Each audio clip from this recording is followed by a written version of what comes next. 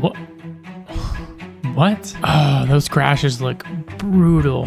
What in the world is that? No way. Why would they compete for this? Wow. I'm just absolutely blown away.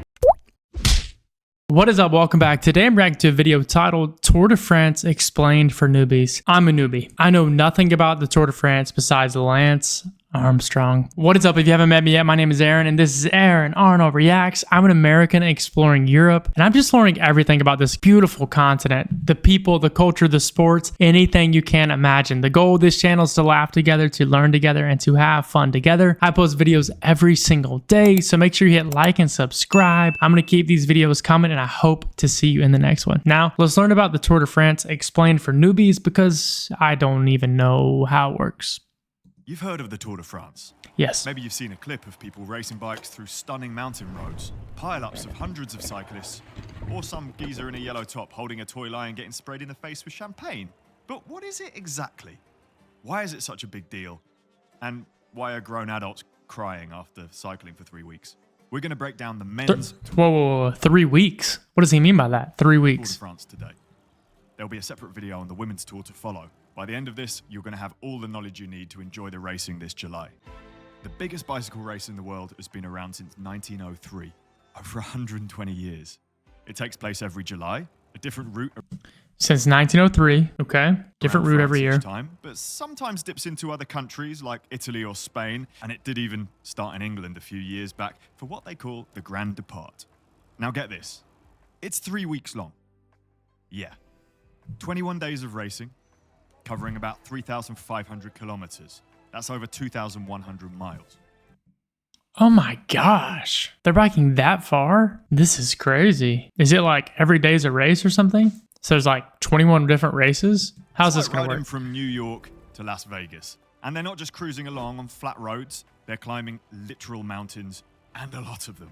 It's made up of 21 stages. That means 21 separate races, each with their own winner on the day. Oh my Plus, gosh. the overall winner for the whole race.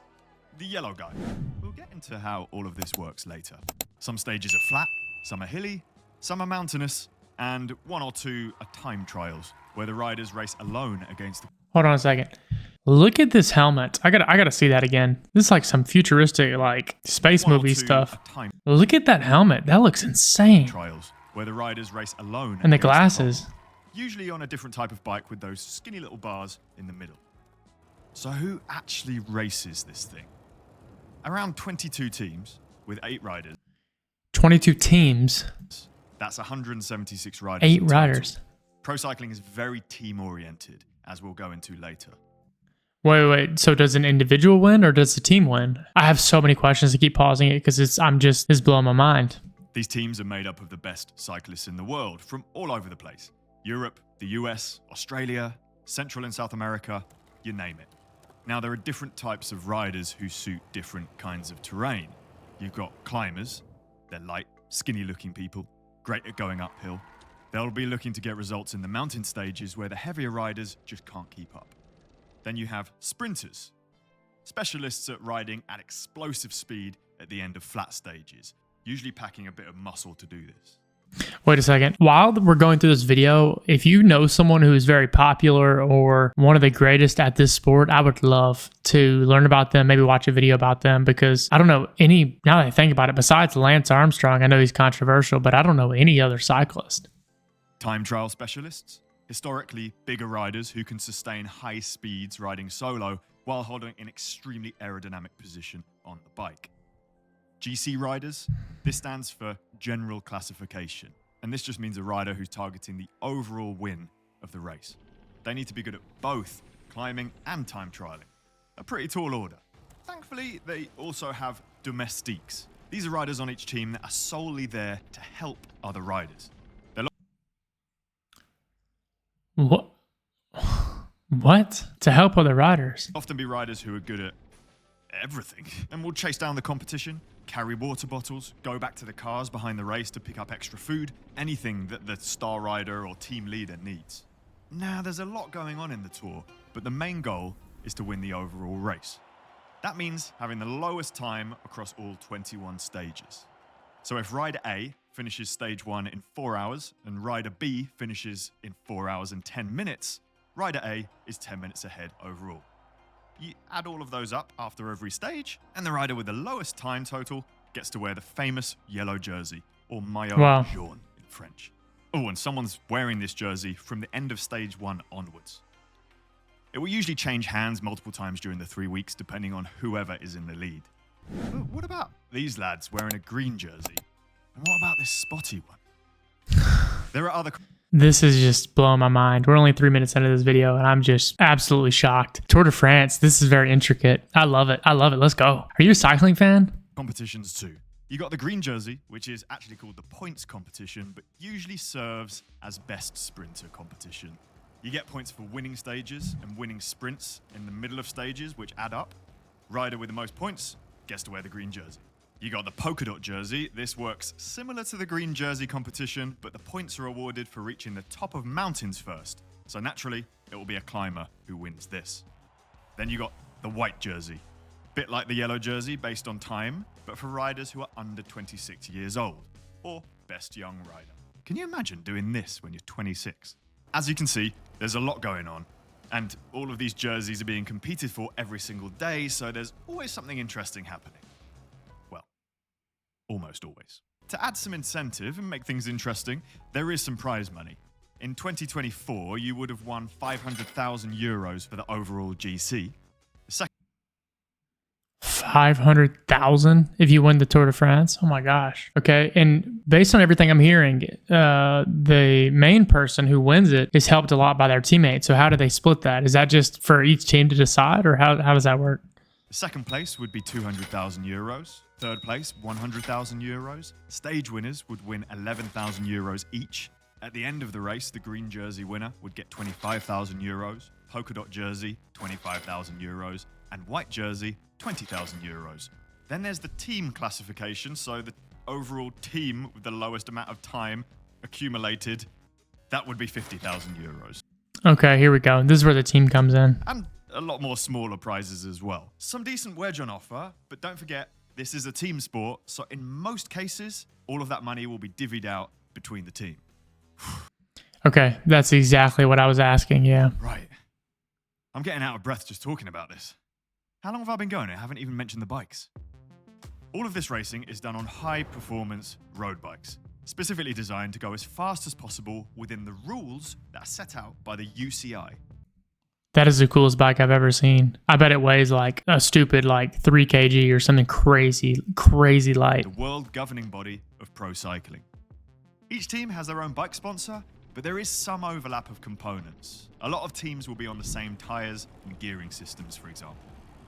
To the layman, all the teams' bikes look pretty similar. They're the same wheel size, same frame material, everything is carbon fiber. They have hydraulic disc brakes, electronic gear shifting, and they all weigh about the same because the UCI implement a weight limit of 6.8 kilograms. That is 6 kg. You're lifting this bike with one pinky. That's how light it is. That's amazing. Very, very light bicycle. They also have heads-up displays showing information to the riders, like their heart rate and the power the rider is putting out through the pedals. This gets measured via sensors, usually inside the pedal themselves or in the cranks, and is useful for riders so they can pace themselves. What's wild here is that all of the Tour de France bikes have to be available for purchase by regular people. It's part of the rules. So if you wanted to buy exactly the same bike as reigning Tour de France champion Tadej Pogačar, you could. Good luck riding it as fast though. During regular stages of the tour, the UCI rules mean that bikes have to have drop handlebars, and there's limits on where your saddle can be, and a few other...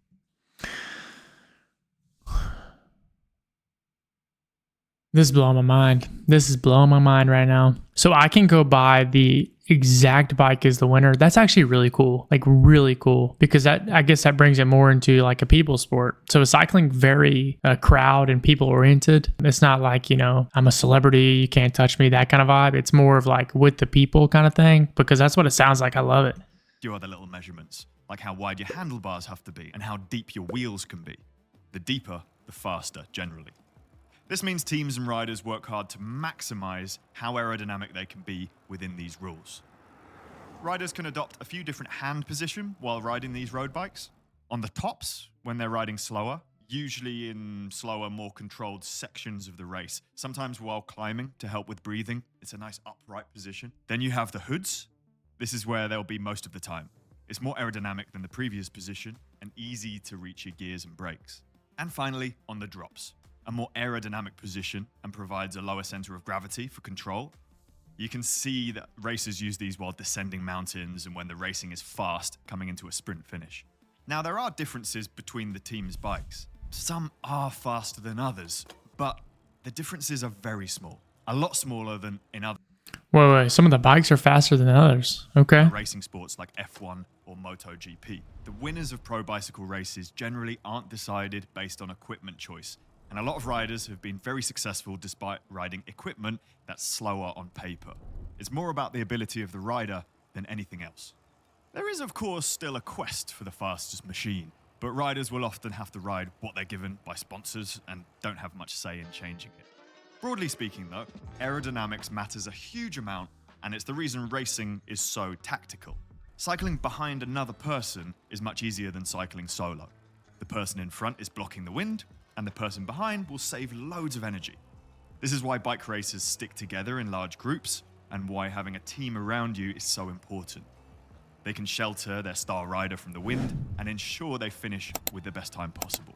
Wow. Riding behind one another is called drafting, and it dictates everything about how a race pans out. It even makes a difference riding slower uphill. That is so cool. The science behind this is crazy. Like, so if you just sit behind another rider, you can save a lot of energy because you're not fighting the wind. Oh my gosh. Less, but still significant. To gain a time advantage in a bike race, you have to put some distance in between you and the people you're trying to beat. This is why breakaways form, riders who try and go off the front and escape. They'll often work together as a group, even when they're in different teams, while the rest of the race, known as the peloton, will attempt to control this time gap, depending on who's in the breakaway. You'll be saving a ton of energy riding inside the peloton, so it's always a risk going up the road. Is that why the bikes that are really famous for at-home biking are called pelotons? Is because of this? They took the name from this like grouping of people? I never would have known that if I didn't watch this video. That's crazy. The road. Now, the tour isn't just long, it's brutal. You're riding 4 to 6 hours a day with just 2 rest days during the 3 weeks. Your legs are dead. You're climbing mountains so steep that cars struggle. You're doing it in the heat, in the rain, sometimes through hailstorms, and they only seem to cancel the stages when it gets really bad. Crashes are constant. Riders break bones. Lots continue riding while injured because they just don't want to quit. They lose skin, sometimes collapse from exhaustion. People have tragically died during this race. If equipment's damaged, it's up to the teams to support their riders with spare bikes, Oh, those crashes look brutal. wheels, and sometimes a sneaky draft to get them back into the peloton afterwards. A bit naughty this, and sometimes they get big fines for doing it. The riders are constantly eating, up to 8,000 calories a day. Think pasta, rice, protein bars, gels, even Cokes mid-race. And they still end up losing weight. And to make things even tougher, you've got to finish within the time cut. Otherwise, you get booted out of the race. The time cut is calculated as a percentage of the winner's time for that stage. And the exact percentage depends on the type of stage. This is crazy. So if you have one guy just absolutely blow past the competition, he can literally eliminate other people from the race. Flat, mountain, time trial, etc. This means at no point can anyone take things easy. Even the sprinters have to work hard on mountain days to make sure they finish in time, often cutting it as close as possible to conserve as much energy as they can. It's not just physical, it's a mental challenge. And you have to stay focused because that breakaway could go at any point. Now, I mentioned time trials earlier. They normally throw in a couple of stages like this for good measure. A time trial, or TT, is a race against the clock. Usually solo, sometimes we see team time trials as well. The tour historically sometimes begins with a time trial known as the prologue. Although this hasn't happened for a few years now, it was a nice opportunity for riders to win and wear the yellow jersey who wouldn't normally be on the cards to win a regular stage. In the upcoming tour, there's 2 TT stages, one flat and one mountainous. And these stages can really affect the results of the race. It's all well. Wait, how do they affect? How do the time trials affect the results? You don't start at a different point, do you? I thought the time trial was just to qualify. Okay, I'm a little confused there. You could be in a GC contender that can climb, but if you can't hold your own in the race against the clock, then you could be losing precious seconds and places in the race. Usually, bikes are switched out for these stages to bikes that are, well, they're called time trial bikes. Those big, fat, tubed, super aero, deep-wheeled, monster-looking bikes with teeny tiny handlebars in the middle to help the rider get as aero as possible and cut through the wind. Wow. Riders are also allowed to use other pieces of aero equipment that aren't allowed in the road stages, like aero helmets and disc wheels. I gotta see that helmet one more time. What in the world is that? I would not ever expect to see a biker in a race wearing that. That's some year 8000 type stuff right there. That's crazy looking. Helmets and disc wheels. Despite the riders heading off solo, I've always found the TT stages pretty exciting. The riders usually start their effort in reverse order of the current GC standing. The leader of the race will start last and his closest competitor just before. This ensures the most exciting finale, with the GC contenders battling things out right to the end, and the tour winner has often been decided in the last TT stage. Despite there being TT specialists competing, more often than not, the GC contenders are so strong that they'll be winning these stages too. Although sometimes we get a surprise, so it's always worth watching those stages in my opinion. Wow, okay, this is some next level stuff. You can decide the winner based on this? This is so cool. At the end of the tour, the final stage almost always finishes on the Champs-Élysées in Paris. Wow. The ride leading up to the final stage within the city is neutralized by the riders. It's tradition to have a kind of procession on that day, where the teams celebrate as they know they have the race in the bag, or celebrate getting through the 3 weeks. Laps through the center of Paris and a sprint finish as a finale mean it's great for spectators. Truly special if you ever have the chance to see it in person. Finally, there's one last competition.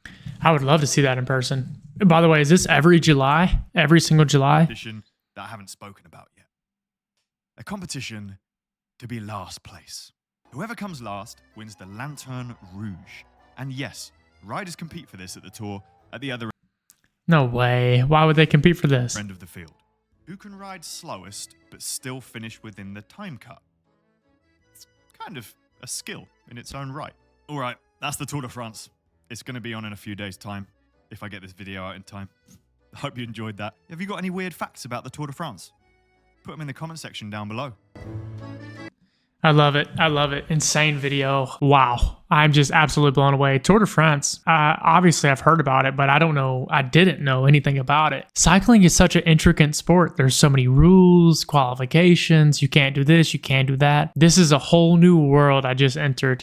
This is my very first time reacting to a cycling video. If you enjoyed it, if you want to see more videos like this, let me know in the comments. Give me a video recommendation. I would love to cover more of this because this is so cool. Also, are you going to go to the Tour de France? Have you been before? Do you know anyone going? Are there other races you've been to? I would love to maybe check one of those out one day. But yeah, I hope you enjoyed the video. I hope you learned something, and I can't wait to see you in the next video. If you want to support the channel even more, besides subscribing and liking, make sure you check out my links below. And yeah, that's all for this video. I will see you in the next one. Cheers.